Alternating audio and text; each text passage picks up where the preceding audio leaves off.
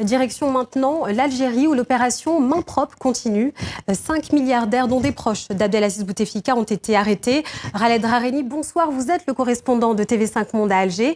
Que pouvez-vous nous dire sur ces arrestations ?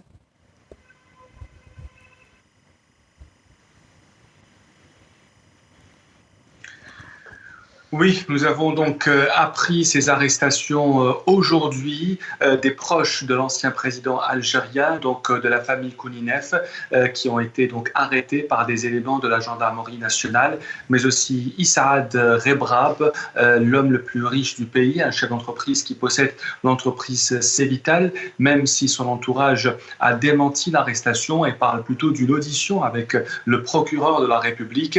Au moment où je vous parle, la famille Kouninef et Issaad Rebrab sont toujours retenus par les gendarmes au niveau du tribunal de Sidi Mohamed dans le centre-ville d'Alger. Alors, côté politique, ce lundi, une réunion avec le pouvoir en vue de préparer la présidentielle du 4 avril a été largement boycottée par les partis politiques. Sait-on pourquoi ?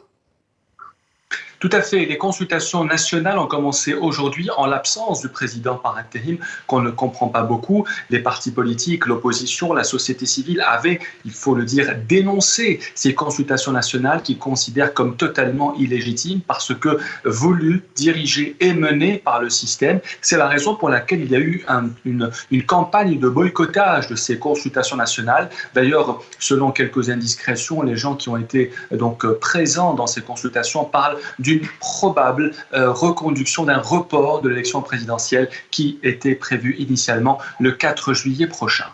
Khaled Rareni, correspondant TV5 Monde à Alger, merci.